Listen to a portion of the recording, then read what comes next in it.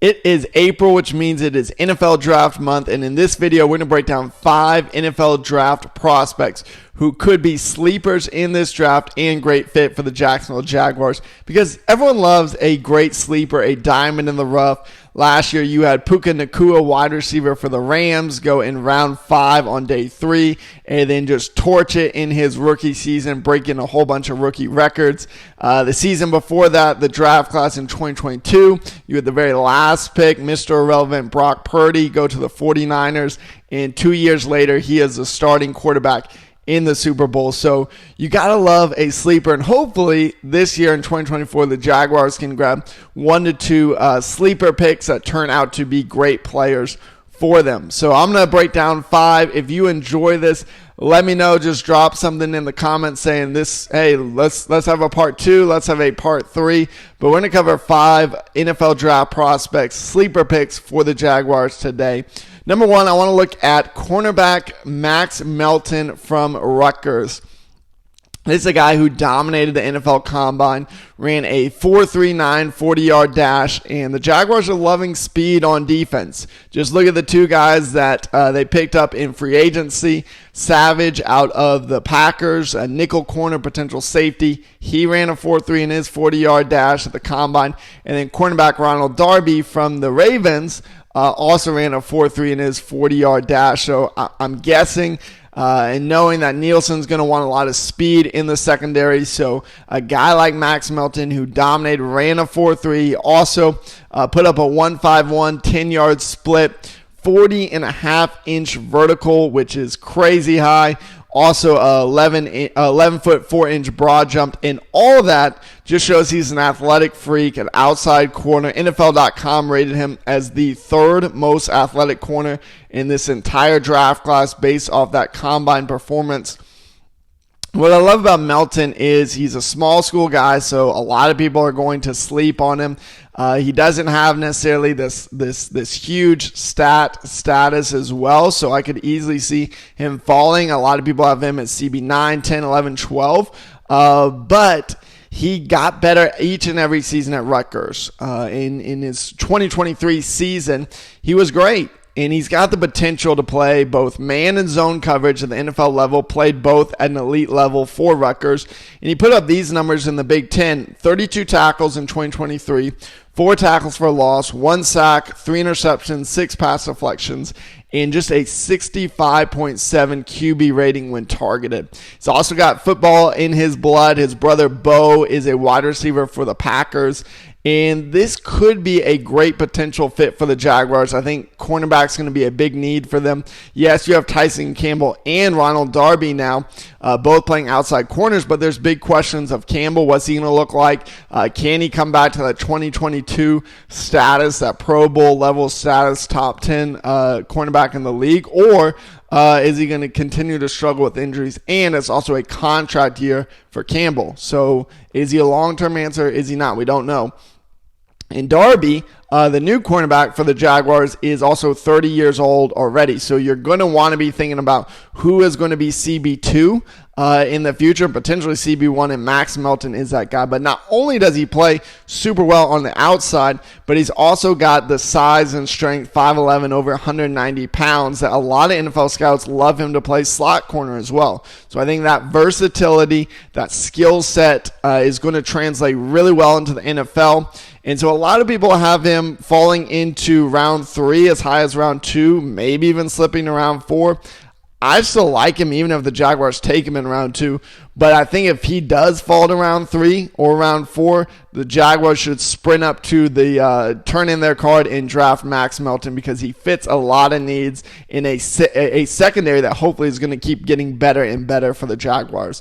So that's number 1. Number 2, not a small school guy, but another position of need for the Jaguars. That's Zak Zinter, offensive guard for Michigan. There's no question that the Jaguars' offensive line was terrible last year, terrible in the run, especially in the second half of the season, could get no push, especially interior offensive line. Jaguars have addressed it a little bit, getting Mitch Morse from the Buffalo Bills, which is a huge upgrade at center. but I think that they'll also continue to make moves in the draft for depth and for improvement at offensive line, and especially interior offensive line. And here's why I love Zinter.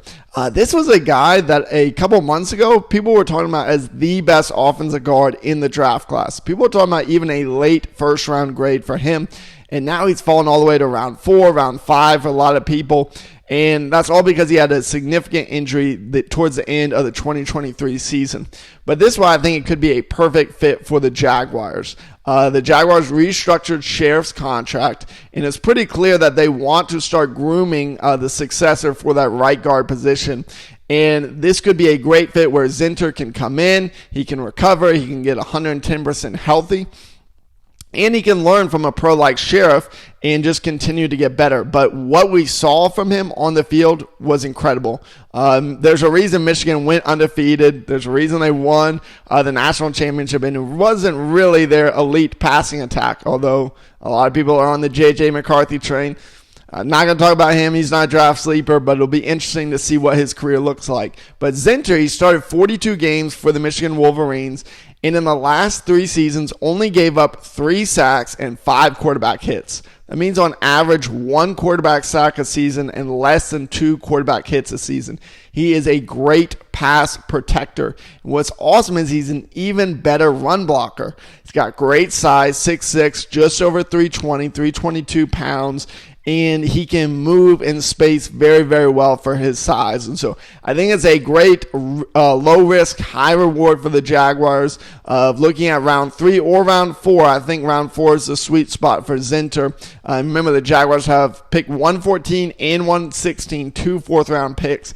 And so that could be a home run pick for the Jags, getting their future offensive guard, because a lot of this draft should be, number 1, protecting Trevor Lawrence, but number 2, also drafting him weapons, because this is the last year of Trevor's rookie deal, and you want to prove, hey, this is a franchise where you want to be at long term, and you want to see, is Trevor the franchise superstar quarterback that so many Jag fans hope and believe that he can and should be. So that's number 2. Number 3, this is one of my favorite NFL draft sleepers. I do not understand why so many people are asleep on him, but number 3 is edge rusher Jonah Elliss out of Utah. To me, I think he's got a real shot at being the 4th best edge rusher in this draft class. Of course, you have the big 3.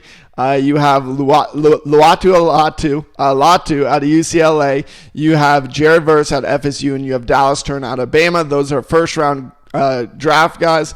But I think Jonah Elliss should be in that conversation. He won't be. Most people have him. Again, it's probably a round 3, a round 4 pick, but he's got the talent to be right at that borderline round 1, round 2 position. And he's another guy that's got NFL DNA in his blood. Not only, so Max Melton, he's got 1 brother in the NFL. Jonah Elliss has 3 brothers in the NFL, and his dad, Luther, played 10 seasons in the NFL as well. He's got super quick first step. He's got a nice array of pass rush moves, and he put together a dominant season for the Utes in 2023. He had 12 sacks, 16 tackles for loss in just 10 games. One of the best pass rushers in all of college football, putting up top 10 numbers in both those areas, and he didn't even play the entire season. What I love about him as well is he's only 20 years old, and he just keeps getting better. He's a hard worker. He knows the NFL grind. In fact, something that's been awesome to see is just in the combine process and interviews, some of the slights on him is that he's too light, that he needs to put on weight. Well, he's already put on 10 pounds of muscle, and I think he's going to continue to get stronger and get bigger in that area. As he's 6'2", 248, I think he can easily get up to 255, 260 and still have that great speed, that great pass rush ability. And it's an awesome fit for the Jaguars because there's no question that they needed more edge rush out of guys besides not named Josh Allen or Trayvon Walker. There was almost no other pass rush. Fortunately for the Jags, both those guys stayed healthy the entire season, but there was 0 other pass rush. Chason was definitely not the answer at edge 3. I think Jonah Elliss can come in, be edge number 3, give the Jaguars day 1 3 to 5 sacks in his rookie season, and just keep getting better and better and better, learning from one of the best in Josh Allen, which, hey, Balky, we need to re-sign him to a long-term deal. Should have been done a while ago, but just saying. But Jonah Elliss, can come in, be an edge rusher number 3, and just keep getting better and better and be a potential part of hopefully what all Jaguar fans want to see, and that is Jacksonville 2.0. Bring Armstead in as well. Love Jonah Elliss, number 3. So again, Max Melton, number 1, cornerback out of Rutgers. These aren't necessarily in any order, but number 2, Zak Zinter, offensive guard, Michigan. Number 3, Jonah Elliss, edge rusher out of Utah. Number 4, Brenden Rice, wide receiver out of USC. And maybe I should have recalled this like the NFL Dynasty, NFL Legacy sleeper draft prospects, because yet another guy who had family playing in the NFL, not just any family, but the wide receiver GOAT. Yeah, that's right. Brenden Rice is the son of Jerry Rice, the greatest wide receiver of all time. A lot of people would say, at least in the conversation, for greatest player of all time. Now, Brenden Rice is not Jerry Rice, but he is super talented, and I think he is an NFL draft sleeper because he's got a lot of things that the Jaguars wide receiver group needs to get better and better at. Number 1, he's got great size. He's 6'3", 212 pounds, and he is a red zone threat. He had 12 touchdowns for USC in 2023. And there's no question that the Jaguars struggled big time in the red zone last season. They got down there a bunch, had a lot of turnovers, but also a lot of missed opportunities with field goals, missed opportunity to get touchdowns. And I think Brenden Rice is going to help fix that a lot. Now, I don't see him as a day one starter. There's still some work he's got to do. He's got to get cleaner at route running. He's got to get open more, especially at the NFL level. But I think he can come in and be a red zone threat day one for the Jaguars, and he can continue to develop, continue to work hard. He's got an incredible work ethic. Of course, his dad has a legendary work ethic. And you take a shot. You take a shot in the 3rd or 4th round on a guy that could be an incredible player, could be a superstar wide receiver. And let me just answer this question too, because I, like a lot of people, want the Jaguars to go wide receiver in the 1st round, maybe even trade up for a wide receiver. But even if you don't do that, maybe you take a wide receiver 2nd round. Yes, you absolutely can take 2 wide receivers in this draft class. The position is that loaded. It's that good. You need to get Trevor Lawrence weapons. And so I love Brenden Rice as a day 3 guy, even with getting a wide receiver day 1 or potentially waiting to day 2. I think 2 wide receivers should be a great goal for the Jaguars in this draft class. And then number 5 for my sleepers is Jarrian Jones, cornerback out of FSU. Yes, yet another 4'3" defensive back. Crushed his combine. Love seeing his speed. And this is a loaded wide receiver class in this draft, but it's also a loaded cornerback class, which is great because the Jaguars have some big needs in both areas. Jarrian Jones, to me, is the best pure slot corner in this class.